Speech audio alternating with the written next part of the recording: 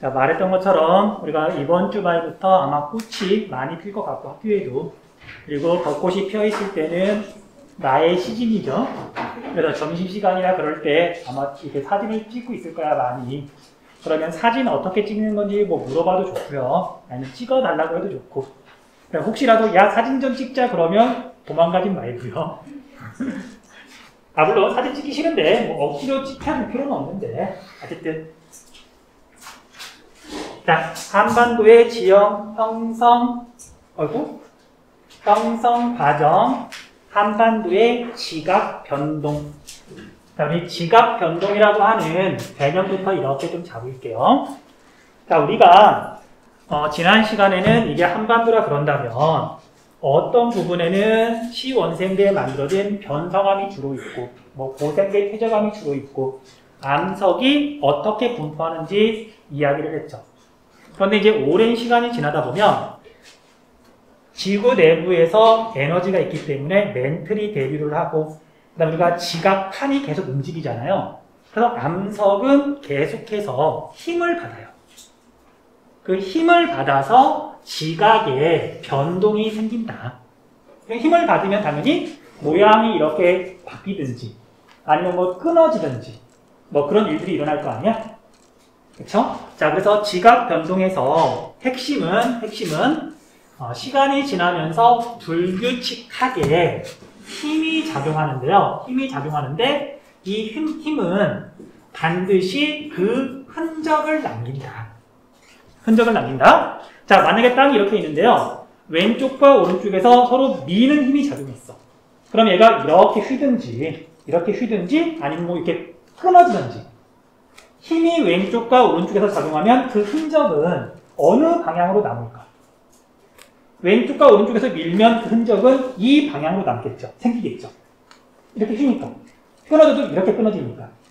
나무를 이렇게 힘줘가지고 꾹 밀다 보면 이렇게 부러지는 거니까. 그래서 힘이 작용하면 반드시 그 흔적이 남는데요. 이 흔적을 뭐라고 부르냐면 지질구조선이라고 불러요.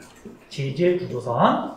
그런데 이 지질구조선은 어쨌든 남아있는 흔적인데 이 지질구조선에서 중요한 건 얘가 방향이 어떻게 되느냐. 자, 무슨 소리냐면 자, 오늘날 봤더니 만약에 지층이 끊어진 그 선이, 단층선이 이렇게 세로로 나 있어요. 그럼 얘는 과거에 힘이 어떻게 작용했다는 뜻이야. 이렇게 흔적이 남아있으면 힘이 이렇게 작용했다는 뜻이잖아요. 그래서 오늘날 남아있는 방향을 살피면 과거에 힘이 어떻게 작용했는지를 알 수 있기 때문에 지질구조선에서는 방향이 중요하다. 일단 잡아 놓으시면 돼요. 됐죠? 그런데 우리 지질구조선은 크게 보면 히말라야 산맥이나 뭐 안데스 산맥이나 태백 산맥이나 커다란 산맥도 지질구조선이에요. 그런데 얘가 산맥은 아니더라도 이렇게 지층이 휘다가 얘가 이렇게 휘다가 여기가 이제 갈라지겠죠. 암석은 잘 늘어나지 않으니까. 그럼 이렇게 암석이 갈라진 틈, 이렇게도 갈라지지만 이렇게 휠 경우에는 여기도 갈라지는 거죠. 그래서 산맥뿐만 아니라 암석이 끊어져서 갈라진 그 선들 있죠. 틈들 있죠. 이런 걸 우리가 단층선이라고 부르는데 이것도 지질구조선이에요. 그리고 규모가 작은 돌멩이 같은 것도 힘을 받으면 뭐 이렇게 찌그러질 거 아니야? 여기에도 이렇게 뭐 줄무늬가 반디든지 이런 것도 지질구조선이에요. 그런데 지금 우리가 다루는 건 커다란 지형이 만들어지는 과정. 우리가 조그만 돌멩이를 다루진 않으니까 커다란 지형이 만들어지는 과정을 우리가 이제 공부를 하는 거고요. 그 다음에 이제 힘이 작용해서 흔적이 남는데 오랜 시간이 지나면 흔적 가운데 일부는 사라져요. 자, 예를 들면 5억 년 전에 힘이 작용해가지고 산맥이 만들어졌어요. 5억 년 전에. 자, 그런데 우리가 1년에 0.1mm, 0.1mm씩만 깎여도 1억 년이 지나면요 10km가 깎여요. 그러니까 5억 년 전에 히말라야 산맥이 만들어졌다 하더라도 5억 년 동안 이제 계속 깎이잖아? 히말라야 산맥도 없어져요. 이해되니? 그래서 오래전에 만들어진 지질구조선은 산맥은 남아있지 않고요. 산줄기는 남아있지 않고요. 이렇게 휘어가지고 땅 속에 만들어진 이 단층선 있죠. 이것만 남아있어요. 이해되니? 물론 최근에 힘이 작용했으면 산맥도 당연히 남아있는데 오래전에 작용한 힘은 산맥은 남아있지 않고 땅 속에 단층선만 남아있다. 그리고 이게 오늘날 우리나라 지형에 영향을 미치더라. 그렇게 일단 알고 있으시면 돼요. 그래서 우리가 오른쪽에 보면은 그런 설명이 지금 나와 있어요. 나중에 읽고 정리하시면 돼요. 시원하다.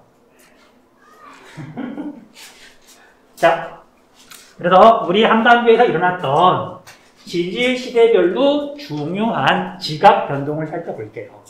자, 우리가 지난 시간에 공부했던 내용들이 이제 여기에 단어가 등장을 하는데 그것부터 좀 정리를 한번 해볼게요. 자, 지질 시대는 시원생대. 지구과학에서는 선캄브리아대라고 부르지만 한국지리에서는 이런 말 나오지 않아요. 시원생대고요. 고생대, 중생대, 신생대. 순서대로 이렇게 된다. 이건 당연히 외우셔야 되고요. 자, 그 다음에 캄브리아기, 석탄기, 페른기 필요 없고요. 지리 시간에는 전기, 후기. 그리고 그 사이에 약 1억 년 동안 지층이 빠져 있다. 결석했다. 그냥 결층이라는 게 있다. 용어 정도만 그냥 잊어버리지 않으면 될 것 같아요. 그 다음 중생대는 트라이아스기, 쥐라기, 백악기 필요 없고요. 중생대, 전기, 중기, 후기. 중생대는 세 시기로 구분한다. 그렇게만 기억하시면 돼요. 그 다음 신생대는 제3기와 제4기로 구분한다. 이야기 있었죠. 그 지질시대가 지금 정리가 되어 있는 거예요. 됐죠? 그래서 우리가 지난 시간에 공부한 건 여기까지 공부를 한 거예요.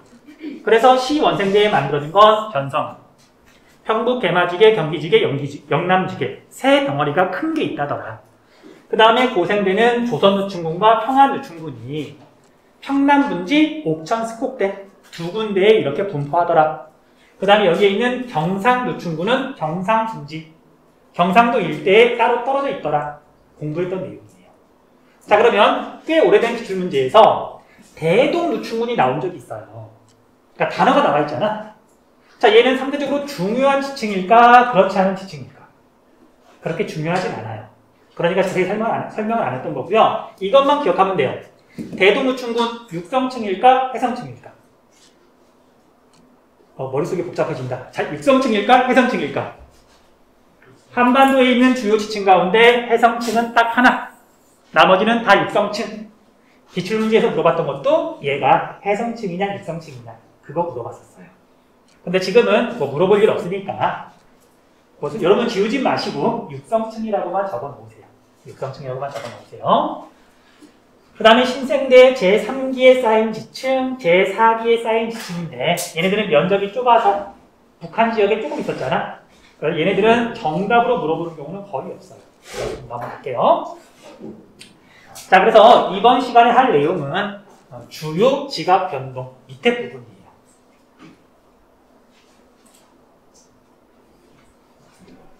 자, 설명할게요. 자, 그럼 이제 한반도가 이렇게 시간이 흘러왔는데 수십억 년 전, 우리가 고생대가 한 5억 년 전부터 시작을 하는데 아주 옛날에는 힘이 분명히 작용을 했지만 그 흔적은 지금 거의 남아있지 않고 워낙 시간이 오래 지나다 보니까 다만 변성함이 많은 걸로 봐서 변성작용이 일어났을 것이다. 뭐 이건 잘 모르니까 절대 물어보지 않아요. 넘어가시면 되고요.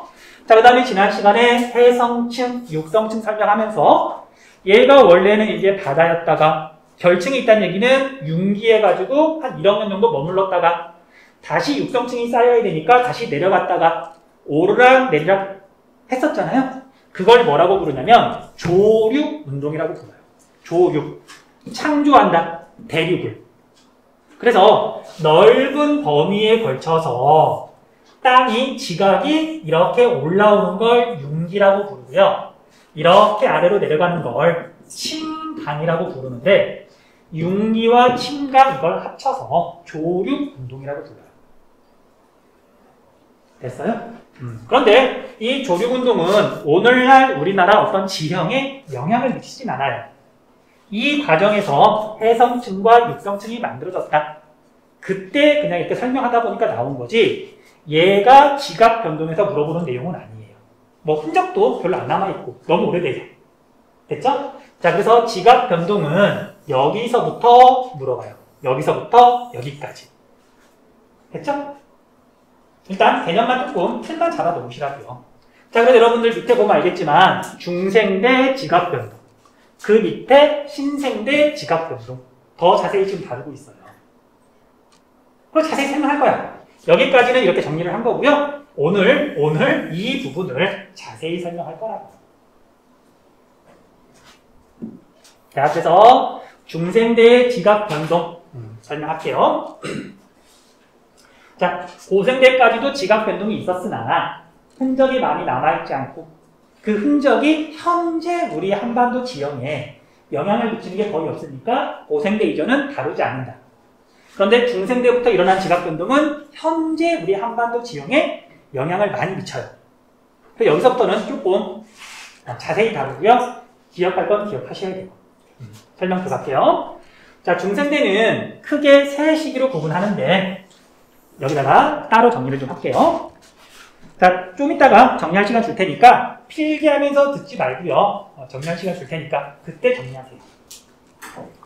자, 중생대는 처음 초기. 자, 중생대 초에는 우리 한반도가 이렇게 있으면은요, 한반도 북부 지역에 주로 힘이 작용했대요. 그 흔적이 여기에 많이 남아있는 거야. 그래서 중생대 초에는 어쨌든 힘이 작용했는데 그 작용한 힘을 송림변동이라고 불러요. 송림변동. 앞글자 기억하시면 될 거예요. 송, 그 다음에 가운데는 대, 마지막은 불로 시작하거든요. 송대불 순서대로 그냥 외우시면 되고요. 자, 송림운동의 첫 번째 포인트는 한반도 북부 지역에 힘이 작용했다. 됐죠? 그다음 두 번째, 자, 힘이 작용하면 흔적, 지질 구조선이 남는다고 했었죠. 그리고 지질 구조선은 방향이 중요해요. 이해됐죠? 그래서 이 송림 변동 운동 결과 이런 방향으로 흔적이 남아있어요, 지금. 이 방향으로. 자, 바꿔 말하면 이 시기에는 힘이 이렇게 작용했다는 뜻이 되겠죠. 됐어요? 자, 그래서 이 방향을 뭐라고 표현하냐면요. 자, 우리 교재에 보면은 동북동에서 이쪽이 동북동 방향이에요. 동북동에서 서남서 방향으로 지질 구조선이 만들어졌다. 됐어요? 그런데 이렇게 방위로 이름을 부르려고 했더니 길기도 하고 헷갈리기도 하고 그래서 보통은 뭐라고 말을 하냐면요. 한반도 북부에서 이 선을 따라서 이렇게 가서 봤더니 중국 요동반도가 나오더래요. 요동반도를 중국어로 랴오뚱이라고 불러요. 그래서 방위로 표시하면 이렇게 표시가 되는데 이걸 보통은 랴오뚱 방향 지질 구조선이라고 한다. 라고 이야기를 해요. 자, 이제 여기서 아까 얘기했던 것처럼 자, 중생대 초면 사실 굉장히 이제 오래전 일이라서요. 이때 송림운동이 막 일어났을 때는 산맥도 만들어지고요. 땅 아랫부분 이렇게 휘면서 단층선도 만들어지고. 그런데 오랜 시간이 지나는 동안 여기 산맥은 남아있을까 안 남아있을까? 안 남아있어요.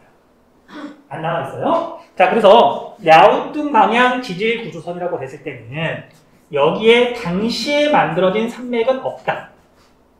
그리고 얘는 지하에 암석이 깨진 선, 단층선이 남아있다. 일단 머릿속에 꼭 기억해주세요. 이제 이걸 기억한 다음에 나중에 산지 지형할 때, 뭐 태백산맥, 뭐 한경산맥 그거 할 때 다시 나오거든요. 물론 다시 한번 설명해도 되지만 일단 이렇게 좀 기억을 해주세요. 자, 여기까지 일단 정리하세요. 여기까지 정리하고 나면 조금 있다가 대구 중앙동은 같은 원리로 정리하면 돼요. 무슨 이유인지 모르겠는데 지금 앞에서 느끼기에는 지금 여러분들이 수업을 너무 지금 잘 들어주고 있거든요. 그리고 내가 지금 약간 부담감을 느낄 정도로 애들이 지금 너무 많이 쳐다보고 있는데 이런 느낌 오랜만이네.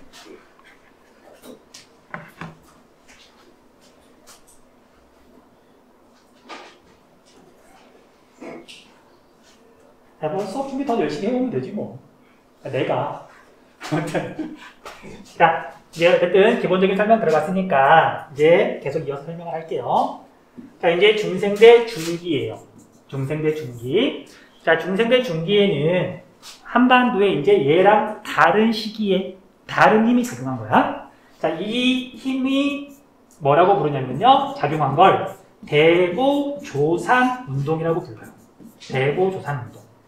그래서 대자 기억하시면 되고요. 자, 이 대보조산 운동에다가는 강조 표시 좀 해놓으세요.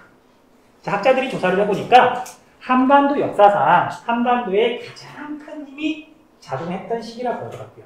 한반도가 가장 활발했을 때, 에너지가 많았을 때. 대보조산 운동. 자, 그럼 여기에 포인트는요.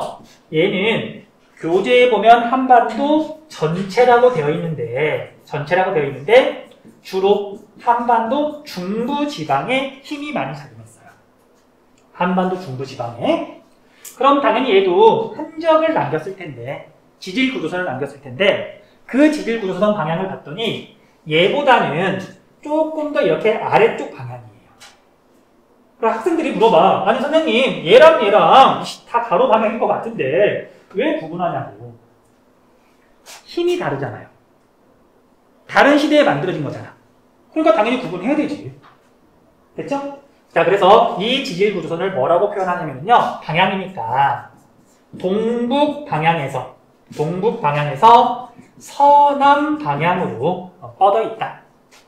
미안해요. 북동 방향에서 남서 방향으로. 남북을 먼저 말하니까. 물론 이렇게 말한다고 해서 틀린 건 아니지만 북동 방향에서 남서 방향으로 뻗어 있고요. 자, 얘도 이렇게 쭉 따라가서 봤더니 중국 대륙 본토가 나온다 그래가지고 얘를 중국 방향 지질 구조선이라고 불러요. 중국 방향 지질 구조선. 됐죠? 자, 그래서 이걸 정리하자면 이게 중생대의 핵심이니까 우리 이기상 선생님은 중생대 중기에 중부지방에 대보조산운동이 일어나서 중국 방향 지질구조선이 형성됐다. 그러니까 지읒으로 쭉 통일을 시키시더라고요. 그럼 이게 중생대 중기의 대보조산운동, 중국 방향 지질구조선, 나머지는 뭐 다른 거겠죠. 그래, 이렇게 정리하는 게 좋은 것 같더라고요. 이거 이 기사님한테 내가 써먹겠다고 하고 허락 받은 거다. 내가 도용했다고 게시판에 신고하지 마세요. 됐죠? 자, 그 다음에 내가 앞에서 뭐라고 그랬냐면 선생님이 한반도 역사상 가장 격렬했다, 힘이 많았던 시대라고 그랬잖아요. 자, 땅 밑에 힘이 많아. 마그마가 많아. 자, 마그마가 식어서 만들어지는 암석. 화강. 그래서 대보조산 운동 때는요, 우리 한반도에 대보 화강암이라고 하는 암석이 관입했는데 우리나라에 있는 화강암은 대부분 대보 화강암이에요. 대보 화강암. 자, 우리가 화강암은 중생대 앞에서 한번 이야기했었죠. 그렇게 정리하시면 돼요. 자, 그 다음에 우리 불국사 변동은 훨씬 간단하니까 마저 설명하고 한꺼번에 정리할 시간 줄게요. 자, 이제 우리가 중생대 말기에는요, 불국사 변동이라고 일어났는데, 불국사 변동. 그런데 우리가 불국사가 여러분들 어디에 있죠? 경주. 경주는 영남지방. 그래서 얘는 영남지방에서만 일어난 비교적 규모가 작은 지각 변동이에요. 자, 그래서 얘가 주인공으로 물어보는 경우는 없어요. 이름이 나올 수는 있는데 정답으로 물어보는 경우는 없다. 자, 어쨌든 포인트를 잡자면요, 얘 같은 경우에는 영남지방에서, 경주가 있는 영남지방에서만 일어난 지각 변동이고요. 이것 때문에 뭐 지질구조선이 만들어졌다, 그런 거 없어요. 그냥 땅속에 이제 에너지가 있어서 불국사 화강암이 관입했다 라고 설명이 나와 있는데, 자, 우리가 불국사에 있는 유명한 탑, 석가탑, 바보탑, 이때 만들어진 화강암이에요. 그러니까 대보 화강암이 아니라 불국사에 있는 그런 석가탑, 바보탑, 거기에 있는 화강암은 그냥 불국사 화강암이다. 뭐 그 정도만 알아주시면 되고요. 이것도 정답으로 물어보는 경우는 없어요. 중심은 대보 화강암. 됐죠? 자, 그래서 여기까지 해서 대보조산운동 중심으로 정리하시면 돼요.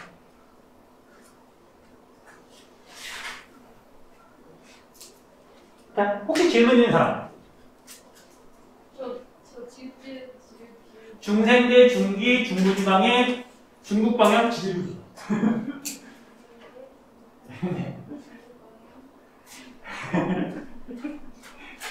그냥 대충 때려 맞추면 돼요. 중생대, 중기, 중부지방의 한반도 중부지방의 중북방향 지질구조선. 그러면 이제 헷갈리진 않겠죠?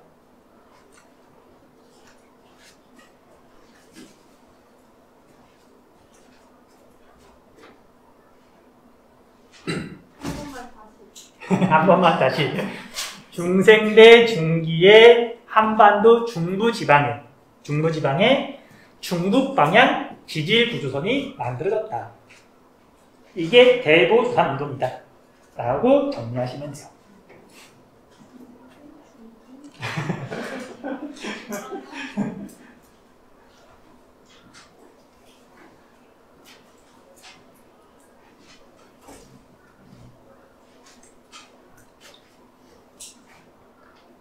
자, 넘어갈게요. 자, 불국사 변동은 어차피 여기 나와 있는 거랑 똑같으니까 이거 보고 뭐 정리하시면 될 것 같고요. 자, 이제 이야기 조금만 더 할게요. 자, 우리가 앞에서 지난 시간에 경상분지는 수평으로 쌓여있다. 수평층이라고 이걸 이야기를 했었어요. 뭐 기억 안 날 수도 있는데 나중에 복습할 때 한번 보세요. 자, 우리가 지층이 처음 쌓일 때는 나란하게 쌓이는데 얘가 쌓인 다음에 큰 힘을 갖는다. 휘거나 끊어지거나 난리가 나겠죠. 자, 이걸 뭐라고 표현하냐면요, 교란되었다라고 표현해요. 교란. 자, 그래서 대보조산운동이 한반도에서 가장 격렬했던 지각운동이라서 이것보다 먼저 쌓인 퇴적층, 조선노충군, 평안노충군은 얘가 지금 난리가 나 있는 거예요. 쌓인 다음에 대보조산운동이 일어났으니까. 됐어요? 그런데 얘가 이제 끝난 다음에 쌓인 퇴적층은 지금도 수평으로 쌓여 있는 거죠. 그래서 경상노충군은 대보조산운동이 끝난 다음에 쌓인 거예요. 됐어요? 그래서 우리가 대보조산운동이 한반도 역사에서 워낙 중요하다 보니까 얘가 휘어져 있느냐, 막 끊어져 있느냐, 아니면 여전히 나란하게 쌓여 있느냐, 그것만 보고도 얘보다 먼저 쌓였느냐, 얘보다 나중에 쌓였느냐, 그걸 구분할 수 있으니까 수평층이라는 걸 강조하는 거라고요. 넘어갈게요.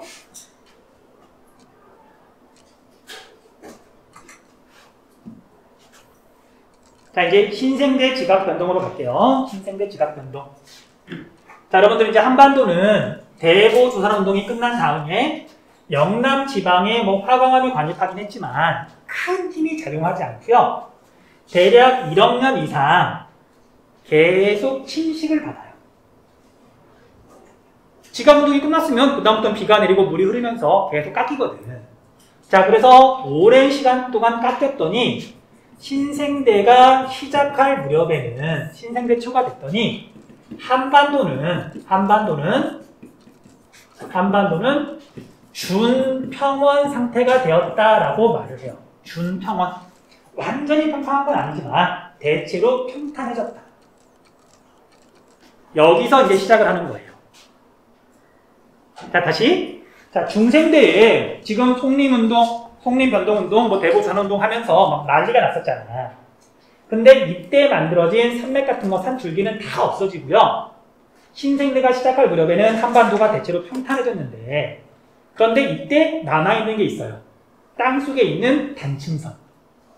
그래서 중생대 때는 지각 변동이 일어나서 단층선, 지질구조선이 만들어졌다라고 말을 할 때, 산맥은 원래 만들어졌으나 지금은 없으니까 다루지 않는 거고요. 중생대 때 지질구조선은 땅속에 있는 단층선만 말하는 거예요. 자, 물론 지금은 약간 안 와닿을 수 있는데 우리가 산지 지형할 때 다시 한번 구체적으로 이야기를 할게요. 넘어갈게요. 자, 그래서 한반도가 대체로 평탄해진 다음에 신생대 때 제3기부터 3기부터 지금도 진행 중이에요. 끝난 거 아니고요. 경동성 요곡 운동이라는 게 일어나서 우리나라가 비대칭으로 융기했다. 그 결과 이런 높고 험한 산맥들이 만들어졌다라고 일단 정리를 하시면 되고요. 자, 얘도 이제 설명 들어갈게요. 자, 우리 한반도가 이렇게 있으면은요. 여기에 일본이라고 하는 나라가 이렇게 있는데 뭐 조금 재수가 없을 수도 있는데 한반도와 일본은 원래 붙어 있었다고 그래요. 그런데 이 동해가 생기면서 일본이 떨어져 나간 거예요. 다시. 자, 그래서 여기 동해 어디선가부터 얘가 이렇게 갈라지면서 신생대에 갈라지기 시작한 거거든요. 그럼 우리 한반도 입장에서는 여기에서 동쪽에서 큰 힘이 작용을 하는 거죠. 동해가 갈라지면서. 그리고 이 서쪽은 얘가 밀어붙이니까 버티는 힘. 그래서 동쪽과 서쪽에서 이렇게 서로 미는 힘이 작용했는데 힘의 크기가 다르다. 자, 이걸 차별적 횡압력이라고 불러요. 횡압력. 미는 힘이 한쪽은 세고 한쪽은 약했다. 그런 뜻이에요. 자, 그랬더니 세게 민 쪽은 당연히 힘이 크게 작용하고 이쪽은 버티는 힘, 상대적으로 약하게 작용하고 그 결과 우리가 맨날 그리는 단면도를 그리면 이렇게 그리잖아요. 우리 한반도 중부지방의 단면도를 그리라 그런다면 이렇게 잘라가지고 그리라 그런다면 여기 태백산맥 이렇게 그리잖아. 그 이유가 동쪽에서는 큰 힘, 서쪽에서는 작은 힘, 차별적 통합력을 받아서 좌우 대칭이 아니라 비대칭으로 평평했던 땅이 이렇게 융기한 결과예요. 됐죠? 그래서 우리가 교재에 보면 비대칭 융기라는 말이 나오는 거고요. 찾아보세요. 비대칭 융기라는 말이 나오는 거고요. 이런 지형을 다른 말로 경동지형이라고 불러요. 경동지형. 자, 경동은 움직일 동자예요. 동쪽, 서쪽 할 때 동쪽 아니다. 움직일 동자고요.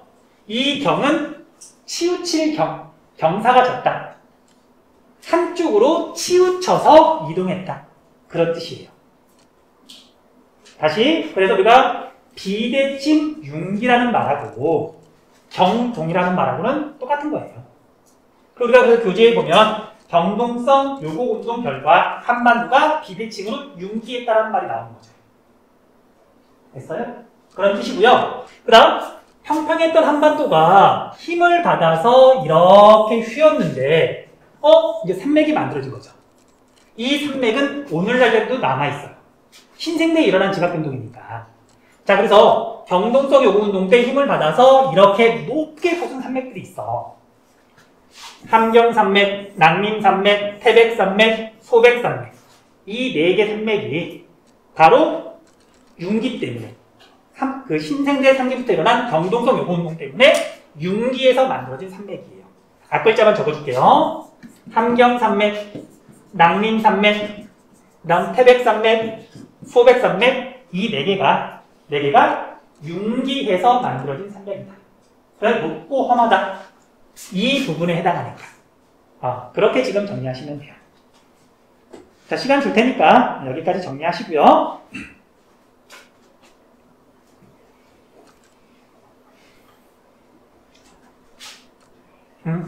거기에 대한 설명은 지금 여기 밑에 나와 있죠.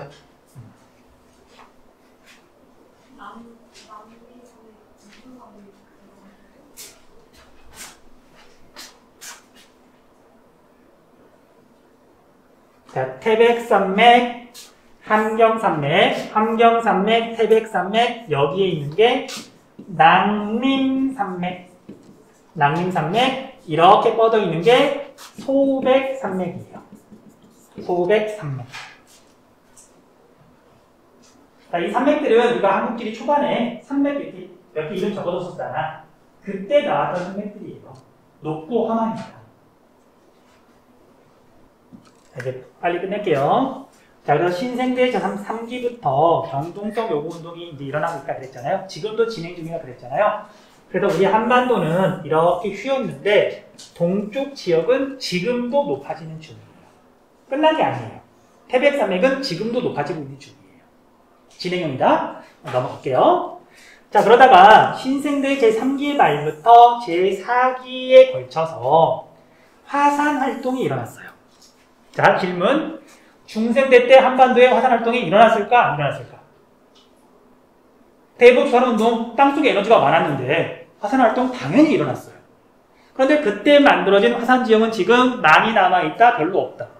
별로 없다. 남아있다 하더라도 많이 깎이거나 그래서 모양도 많이 달라졌겠죠. 그래서 우리가 고등학교 과정에서 공부하는 화산 지형은 신생대에 일어난 화산 지형만 배울 거예요. 됐죠? 그래서 우리나라에 있는 화산 지형은 백두산과 개마고, 백두산, 제주도 한라산, 제주도 전체가 화산섬이니까 제주도 주변에 있는 섬이 화산섬이니까 울릉도, 독도가 대표적인 화산 지형이죠. 플러스 알파, 한번 이야기했던 것 같아요. 강원도 철원 일대도 화산 지형이 있어요. 악담은 아니고요. 나중에 우연찮게 강원도 철원에서 이게 군대생활 하는 남자애들 있을 텐데 실컷 볼 거예요. 강원도 철원에 있는 용암대지를. 자, 오늘은 여기까지 할게요. 혹시 질문 있는 사람 질문하시고